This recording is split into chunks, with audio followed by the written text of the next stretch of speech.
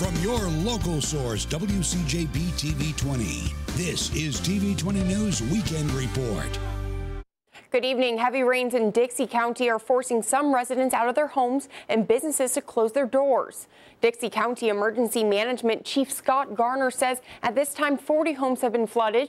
Parks are underwater and Lydia Baptist Church canceled services today. Sandbags are being handed out and residents needing a place to stay can go to the Trail Rider Club on Southeast 214th Street. A boil water notice has been recommended for any private wells with water over the well casing. Coming up at 11, residents speak to TV 20's Danielle Prince how flooding is unusual for the area and what they're going to do now. Well, let's turn things over to meteorologist Mike Ismondi to see if Dixie County and the surrounding counties are going to see any relief.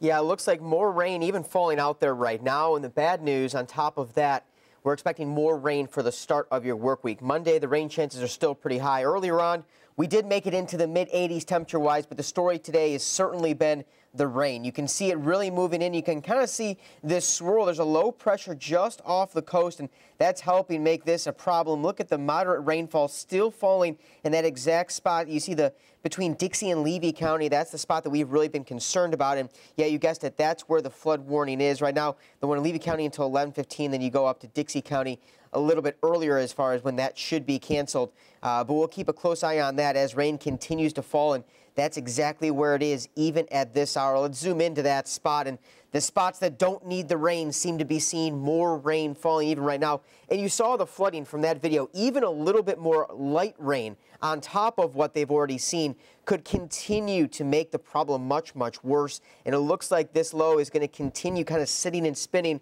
until it starts to pull away. That's going to help bring in more moisture. So we're still going to be dealing with some more rain, not only tonight, possibly through the overnight, and then certainly again tomorrow. So we're going to keep a very close eye, especially on that region. The rest of north central Florida seeing on and off showers for the majority of the day, lighter in nature, at least here in Alachua County. Other spots kind of seeing that same pattern. What does the rest of the work week look like? I'll have that full forecast for you coming up in just a couple of minutes.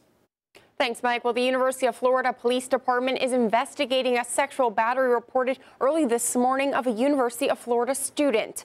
Officials with UFPD say the 19-year-old student reported she had been at the Grog House on West University Avenue with friends when she left with an unknown man.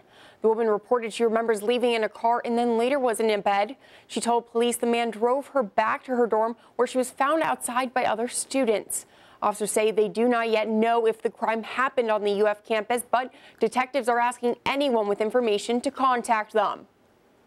An inmate that escaped from an Alachua County Department of Corrections rehab facility is now back in custody.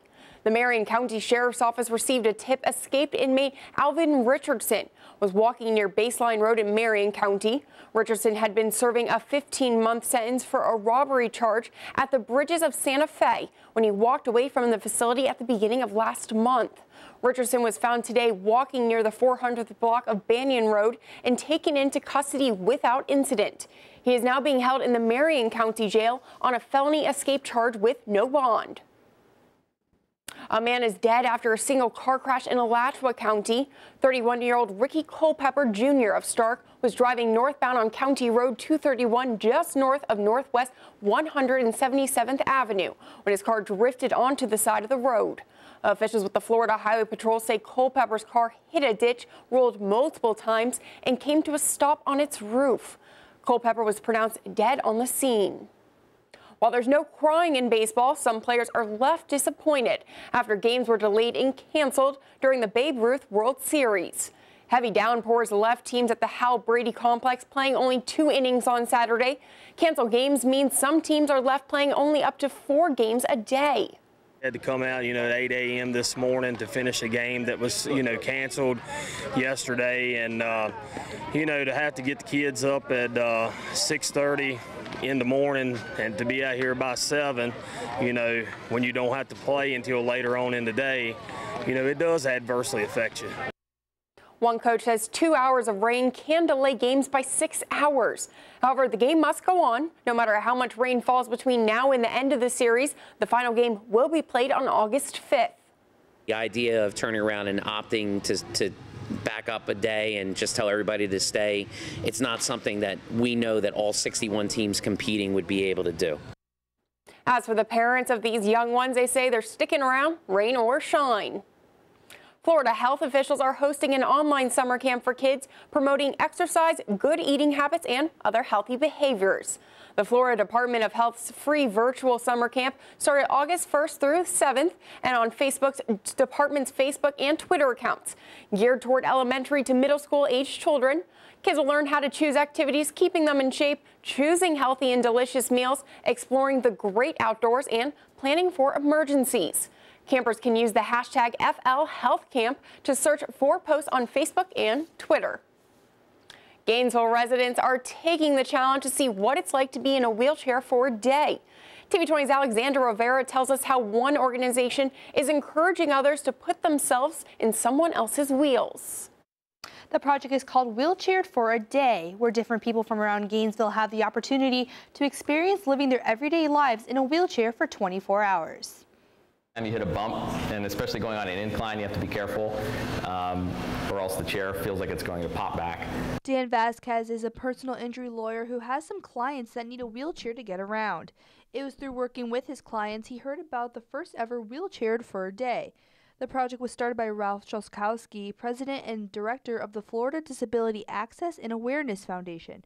Chalkowski lives with cerebral palsy and is wheelchair-bound, saying his own personal experiences inspired him to start the project. I moved here from Poland, which, you know, old Europe buildings are not very wheelchair accessible, and there's not a lot of understanding for people who are basically seen as charity cases. You know, the government takes care of them, you get money because you're a person with a condition. There's no real push to get people out of their houses and be independent and be active. Vasquez is the project's first participant. The challenge involves doing everyday things such as going to Starbucks or going out to his parking garage, and he's already seeing some of the challenges this community faces. My commute to work is less than 5 minutes, and by realizing tomorrow that I have to wait for the bus, get on the bus, I only take it 6 blocks. I'm only 6 blocks away from where I work. I'm thinking it's going to take 30, 45 minutes. The challenge continues until the end of the month, celebrating the 25th anniversary of the Americans with Disabilities Act. Participants document their experiences by filming themselves on GoPro cameras and through social media. Every 24 to 48 hours, the same wheelchair will be passed on from participant to participant so they don't have to find their own. Organizers hope the community sees some of the challenges for those living with disabilities. Hopefully, after you kind of get to experience this, you will look around the world with a set of new eyes, honestly. And this is what we're basically trying to do with every single project that we're about to launch. FDAAF says this is just one of many projects they're working on for ADA awareness and plan on uploading the videos for this challenge to their website when it's completed. And you can find a link to their page at WCJB.com. Alexandra Rivera, TV 20 News. Well, officials in Zimbabwe are saying a second American has killed another lion in an illegal hunt. Coming up after the break, we'll have the latest in the possible extradition of the dentist that killed the famous lion Cecil. That's up next on your TV 20 News Weekend Edition. Stay with us.